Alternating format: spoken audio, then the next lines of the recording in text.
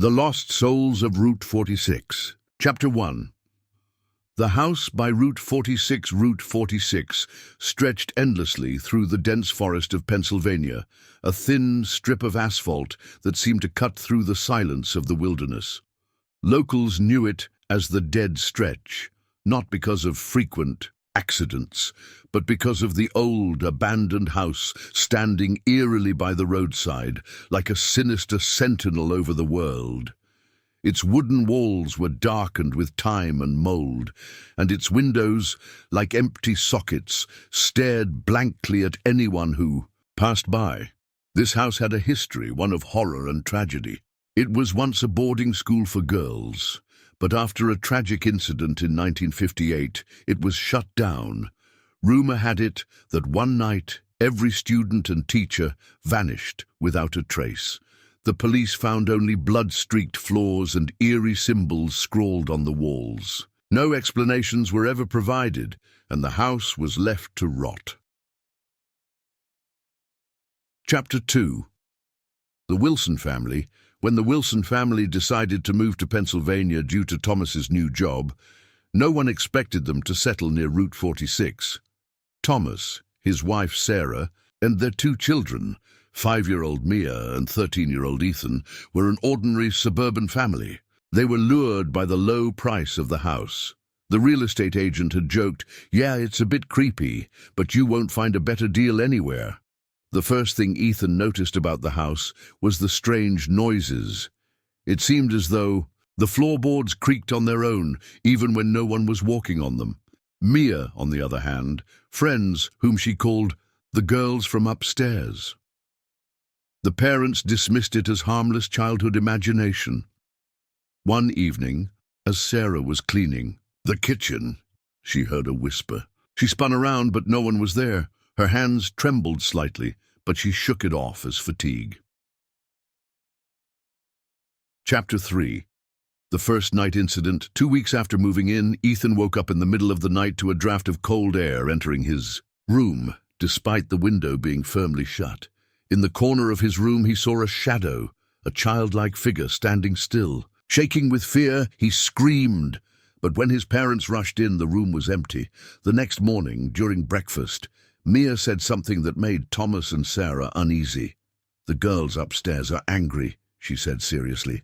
"They don't want us here." Chapter 4. Unexpected discoveries. Thomas decided to inspect the house. Something about the low price had bothered him, and he suspected there was more to the house than its creaky reputation.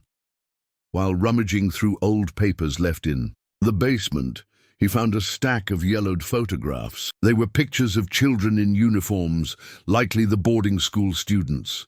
But one photograph sent a chill down his spine, a group photo of the class. The girls stood in neat rows, but in the shadowy background was a tall, blurry figure. In a black cloak, its face was obscured. Sarah saw the photo and immediately put it away. "It's just an old picture, Thomas. Don't scare yourself," she said, though she felt an odd chill herself.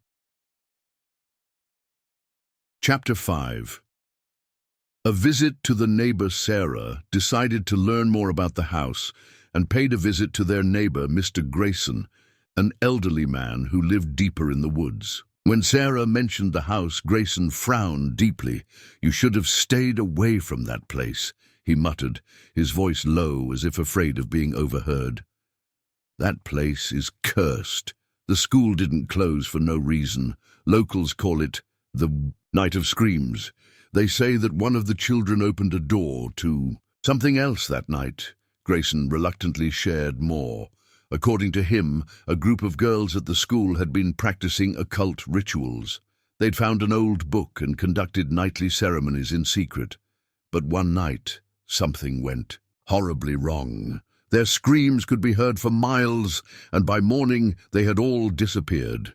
Only bloodstains on the floors and mysterious symbols on the walls were left behind. "You'd best leave that place while you can," he warned.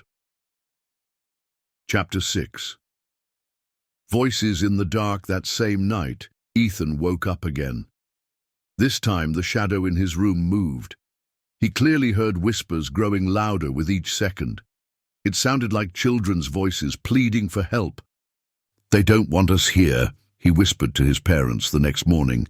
Meanwhile, Sarah began noticing strange marks around the house. Small handprints appeared on the walls, tiny, childlike and dark brown, as if made from dried blood. Mia increasingly spent time talking to herself, and her toys seemed to move on their own during the night. Chapter 7. Symbols and Mirrors. While cleaning the basement, Thomas discovered an old, dusty mirror attached to the wall. Its surface was cracked, but it still reflected his image. The more he looked into it, the more he felt that something was wrong. His reflection began moving out of sync with him, and then he saw something terrifying. Behind him, in the mirror, stood the blurry figure from the photograph. He stumbled back, but when he turned around, the room was empty. Chapter 8. Mia disappears. The situation escalated dramatically one evening when Mia vanished from the house. Thomas and Sarah searched everywhere but couldn't find her. It wasn't until they checked the old dusty room upstairs that they found her sitting in the corner, staring at the wall. "They said I could stay with them," Mia whispered. Sarah tried to pick her up, but Mia screamed and struggled, saying, "The girls won't let me leave." Chapter 9. Echoes of the Past. Thomas decided to return to the mirror. He smashed it with a hammer, shattering it into tiny pieces. But behind the mirror, he found something horrifying, an old drawing of the same symbols they'd seen elsewhere. In the house, alongside it was a note: "Do not disturb. Blood will awaken them." Sarah remembered Grayson's warning and decided to visit him again. But when she arrived at his home, it was abandoned. It seemed Grayson had vanished, just like the girls. Chapter 10. The Final Night On. Their last night in the house, chaos erupted. The whispers became screams, doors slammed shut on their own, and the lights flickered violently. Dark figures of children appeared in the shadows, screaming and reaching for the family. Thomas grabbed the children, and together with Sarah, they fled the house. When they turned to look back, all the windows glowed with a strange yellow light, and shadows moved inside. They left all their belongings behind and never returned. Chapter 11. Jack and the Cursed. Book. Though everyone believed Jack had disappeared, along with the Wilson family, he had actually survived. Weeks later, he was found in a hospital in a nearby town, severely injured and suffering from amnesia. The doctors were baffled as to how he had gotten there, as his car was still parked near the house. Jack remembered nothing of that night except for one thing: a book. Somehow, the cursed book had found its way back to him. He had tried to burn it, but the flames wouldn't touch it. Every time he held it, he had nightmares of the Wilson family standing in a circle, whispering, "It will never end." Jack sought out help and contacted a demonology expert, Professor Marcus Graves from New York City. After hours of examining the book, Marcus gravely explained, "This is an artifact tied to a very old cult, perhaps predating Christianity. Its purpose is to serve as a gate. Every time it's opened, something from the other side slips through." Chapter 12. Strange Connections. Sarah, though presumed to have vanished that night with her family, had left behind traces. A police officer investigating the case found her notebook in a nearby motel where the family had stayed before returning to the house. The notebook contained strange sketches of symbols, references to mirrors, and one phrase repeated over and over: "The house holds us." The officer who took the notebook home disappeared a few days later. His last words to his colleagues were, "I have to go back there." Chapter 13. The House Reappears. Despite being destroyed in a fire, the house began to reappear in eyewitness accounts. Travelers driving down Route 46 at night claimed to see it standing tall, as if it had never burned. One family traveling late at night reported that their GPS inexplicably redirected them to a side road leading straight to the house. They described its glowing windows and children standing on the porch, staring silently. When they tried to turn the car around, it wouldn't start. The headlights flickered, and the radio emitted strange static resembling whispers. 5 minutes later, the car started again. The family drove off in panic, but when they returned with the police the next day, the road to the house was gone.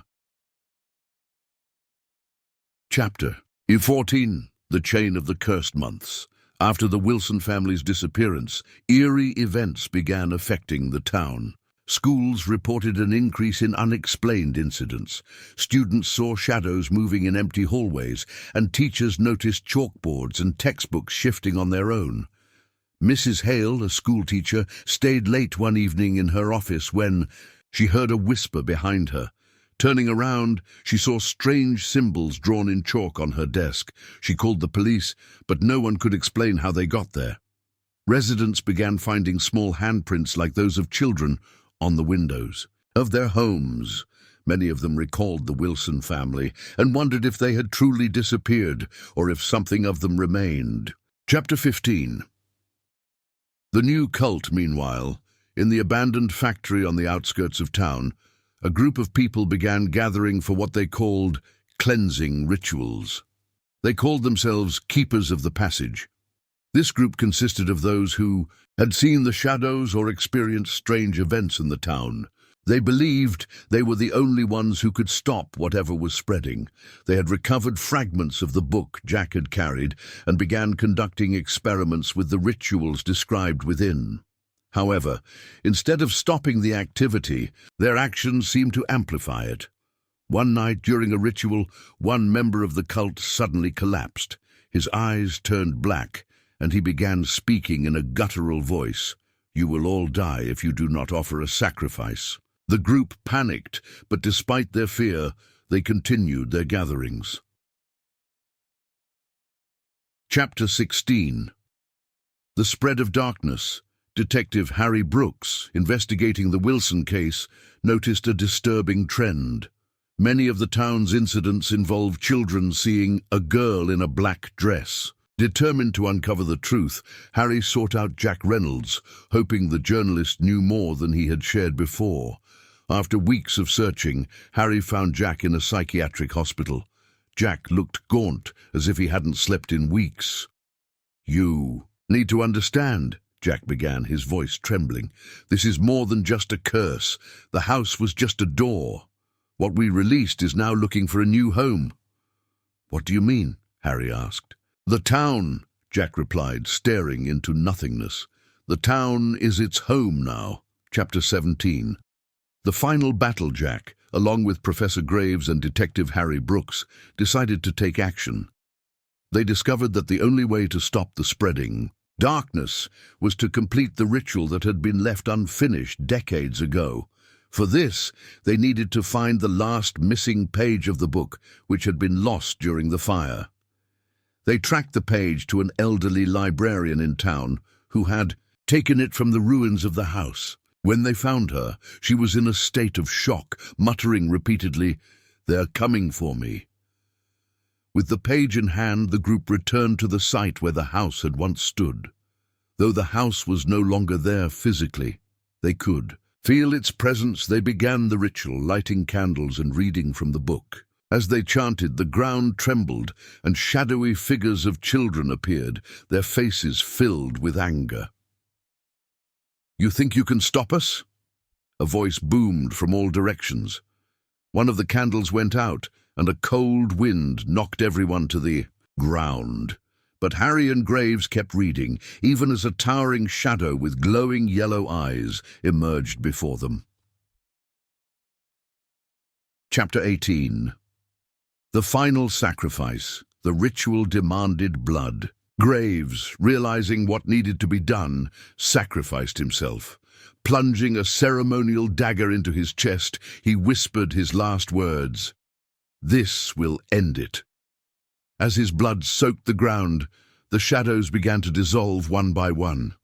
The towering figure let out an ear-piercing scream before vanishing into the darkness. The air grew still, and the oppressive feeling lifted. The town was finally free. Chapter 19.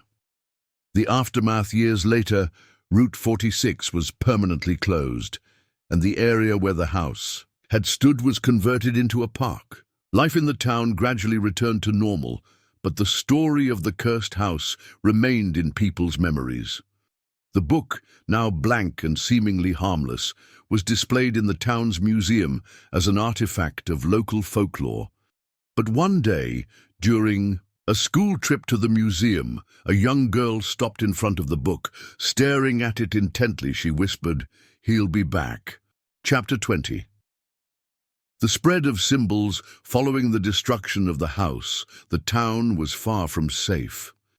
Strange symbols began appearing everywhere, on walls, lampposts, and even etched into the pavement.